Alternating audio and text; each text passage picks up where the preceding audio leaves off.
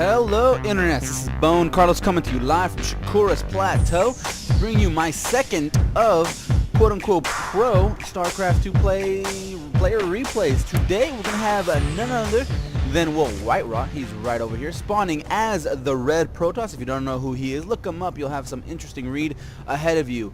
And also, equally as interesting is AcerNerchio, and the reason he is up there and has my little tip of the hat is he plays all three races at a high level, including a high level tournament play.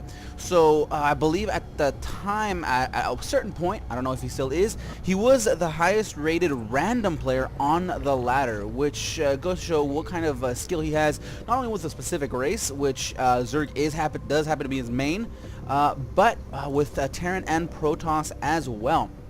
And speaking of WhiteRa, he's well, I mean, from what I understand of WhiteRa, is he does unconventional quote-unquote builds to fit his playstyle, and sometimes it works, sometimes it doesn't, but it's a player that I have always been somewhat fascinated, just because of the fact he doesn't necessarily follow the build orders that are quote-unquote the best there are. You'll see him do a lot of a Warp Prism Harass, different little funky build orders that are just fun to try out. And seeing as they are spawning close by air on Shakura's Plateau, we might see that, but seeing as he already planted down a forge at the front, pretty much screaming he's going to go ahead and forge a fast expand, I expect to see something a little bit different, especially since Nerchio is right off the bat. He's already scouted this. Now, it doesn't look like he's even scouted it quite yet, but he's already building those six Zerglings, and it looks like there was a bit of a, I would say, 11 pool. Seeing at how quickly he got those Zerglings up, and WhiteRa doing pretty much the only possible choice he has right now up against all of these Zerglings is walling off his front, putting a cannon at the back, making sure the wall off is complete with a couple of gateways and a single photon cannon. That's just going to go ahead and repel this early aggression by Nerchio. So once Nerchio sees this, I'm sure he's just going to pull back. He spots the photon cannon. He knows what's going on. He's just going to go ahead and pull back, go home, and then he doesn't even have enough minerals right now to expand. So the early dice roll from Nerchio basically backfires at this point, and I would expect WhiteRa to just cancel this quite quickly and put down a cybernetics core as soon as possible, while Nerchio is just going to be busily trying to revamp his economy. We see WhiteRa just poking around to make sure there's no gas just yet. So with no gas, he knows that there's going to be no baneling busts, so he's safe for the time being. He cancels the gateway, puts down a gateway, and cancels it again just for funsies. I mean, who needs those extra 37 minerals, right? And right now we see that Nerchio is planning on finally planning on expanding, and then WhiteRa moves his probe at exactly the wrong time. Probe looks back, says, "Oops, kind of dropped the ball on that one, boss," but no worries, no worries. He's going to go ahead and scatter on the map, making sure there's nothing too crazy going on. Still sees no gas as of yet, so he feels fairly safe at the moment. Finally cancels I think that was a third warp gate that he canceled to finally put down a cybernetics core. So fairly late cybernetics core, but fairly late expansion for your opponent, fairly late Vespin geysers for your opponent as well. And speaking of geysers, it looks like WhiteRa is just a little bit behind on that macro. He had the assimilator down for who knows how long without mining from it in any shape, way, or form, but his expansion is going to go ahead and come up any second now, while it looks like, he does not complete that wall off since that little probe was able to scoot by, but as soon as this Zealot is finished up, he's going to go ahead and plug through that gap and feel quite safe, quite all right. So right now there still isn't anything too unconventional aside from that early aggression from Nerchio and WhiteRa having to do a little bit of panic wall off, but hopefully we'll see something a little bit crazy, or is he +1 attack going for WhiteRa. So what that tells me is that he's probably going to go for maybe a 5, 6, 7 gate aggression off of 2 bases fairly quickly, while Nerchio is doing this, the obviously counter to that is by getting up a 3rd base. So all of this is fairly standard about 3 minutes ago, or 2 minutes ago, I would say, but that early aggression kind of delayed both players that much longer. So I doubt we're going to see any kind of Stargate tech being put down, especially since he's already going for that +1 attack. But again, this is WhiteRa, and there you go for proving me wrong. He's putting down a robotics facility. Hopefully we're going to see some Warp Prism harass, or maybe just some early Colossus tech. I'm just crossing my fingers for that early warp, the warp gate, especially with that +1 attack already being researched. And WhiteRa is doing this simple thing, putting down pylons just to give himself a nice field of vision all around his base, while Nerchio is just finally starting to extract from those Vespin geysers. None on his natural expansion just yet, but he is putting down those larvae on that third expansion, and it looks like maybe WhiteRa has already spotted that expansion. He does know it is up, so good for him getting an active scout out with that zealot. Who needs an observer when you have a zealot? And the thing that I like, that I'm always just fascinated about pro players, is that they're always on top of their game. Obviously, that's why they're pros. But you saw WhiteRa was supply blocked for just 1 second, but as soon as he was in danger of being supply blocked, he that warped in pylon finished up at just the right time. So that's just something that I want to work on. Not exactly getting the timing right down perfectly, but just never getting supply blocked ever. And it looks like these sentries are going to go ahead and tickle this overlord to death. Finally it goes down, and finally he has the movement to do this drop. So I expect this drop to happen maybe here. Rush over with these sentries to put down a force field here to block it off. But he only has 2 gateways finished, and only one is at warp gate tech. So not sure exactly how effective this is going to be, but since there's not that many units on the field to play for Nerchio, it's actually quite a nice attack with a bit of just a throwaway force field. I mean, why not? He looks like WhiteRa is warping in another sentry, maybe hoping to catch these two off guard. But right now, this is especially the time where the Zerg player is heavily droning up, so doing a little bit of harassment just kind of throws off their attacks or their timing just a little bit. Those force fields do trap a couple of drones right here in the mineral base line. Free kills, and a couple more force fields block off of the roaches from attacking, but there is a little bit of a gap, and the roaches do slip by. WhiteRa is forced to go home. Looking at the units lost tab, we see 8 units lost by Nerchio and only 1 by WhiteRa. So that attack was definitely effective in my opinion, since the numbers I do have back that up. And already the immortals are being produced, making sure there's not going to be any kind of 12-minute roach max army by Nerchio, by the Nerchio attack. So Sentry Immortal is generally the easy counter for that. WhiteRa is just gearing up, making sure he has enough warp gates to be able to support any kind of assault from roaches at, I would say, the 12:30 mark, and that's still something that's kind of tricky to deal with, especially if you just catch you off guard and get a nice surround and you don't get those force fields off for exactly the right spot. You could still end up losing the game. But WhiteRa is in a good position right now, especially continuing with that warp prism harass, making sure the roaches stay at home. But it looks like Nerchio is not fooled one bit. He pushes forward, and this is exactly what I was talking about. If those roaches do get past the force fields and manage to pick off those immortals, that immortal army is very easily taken care of, as we just saw. So Nerchio just sacking these few drones that he was going to lose in that push by taking out those immortals, and those immortals are key in this defensive army that WhiteRa has up against the maxed roach army. And the max is about to happen, I would say, with the amount of minerals, actually not anytime soon. The early harassment from Nerchio with those 6 Zerglings kind of backfired on him a little bit, and the Warp Prism harass by WhiteRa has been keeping that max the roach army and delaying that timing. But another big push, and those force fields aren't doing the best job of it right now. This WhiteRa is trying to warp in some more stalkers, but there's just too many roaches streaming in from all sides, along with Zerglings. The force fields are completely done. All the sentries are taken care of. This immortal, if he is not careful, he is going to go down to this pack of roaches, and it does manage to safely get back home. But it looks like this base is going to be done for WhiteRa. Nice attack, nice stream, nice timing by Nerchio to be able to take down those forces and that third expansion.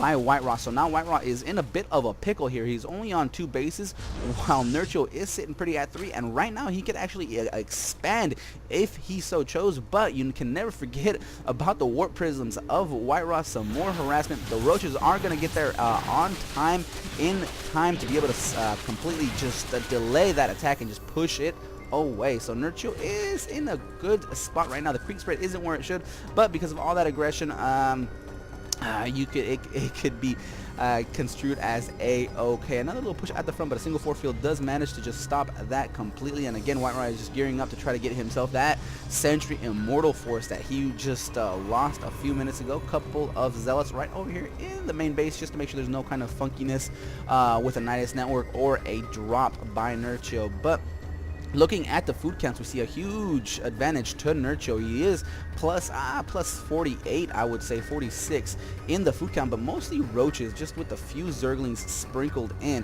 And if he's not careful, if he does just max out on pure roaches, he could be in a bit of a pickle, especially if WhiteRa decides to click on the menu button and get those Colossus up to take those roaches out fairly easily. But no other tech is on the field for either players. I mean, we do see a Twilight Council by WhiteRa, but nothing yet. No robotic support bay, nothing of that nature. He's just building up himself up a nice little wall since he is deciding to push out yet again. And at the same time he pushes out, WhiteRa is going to try to retake that third, which is generally what you want to do when what's the best time to expand? Whenever you attack, because if the attack is successful, then you have yourself a free base. If it isn't, if it's only semi-successful, your opponent is still hesitant to push out that quickly, especially if your opponent suffers a decent amount of damage. A single infestor on the field of play, not too much damage it's going to be able to do, especially well, now that there's 4 on the field, that's definitely going to be a little bit different. And 3 more coming up, that's going to be might be the game changer in the next upcoming battle, especially with those fungal growths, with those infested Terrans.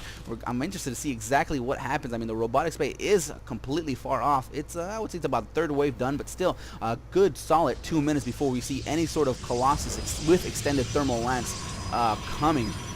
A Colossus will be up in about a minute or 2 after that robotics bay finishes that up, but without no extended thermal lance for another 2 minutes after that. So they are not going to be in any position to help anytime soon, especially in this upcoming battle. I see WhiteRa is pulling back just a little bit, making sure he's splitting up his forces to make sure there's not a complete surround. I mean, here a couple of sentries could hold this off, this little choke point here off forever, and it looks like Nerchio doesn't want to attack that narrow choke point and is just going to go ahead and split WhiteRa's forces between protecting the natural expansion, or the third expansion, and protecting his natural expansion and his main base. A huge attack is finally happening. It looks like Nerchio is going to go ahead and push forward and try to take down that natural expansion while suffering huge losses at the rear of his army. And now Nerchio might be in a good position, but he is completely sandwiched between the Protoss forces, and he completely loses all of his army right here to this immortal force.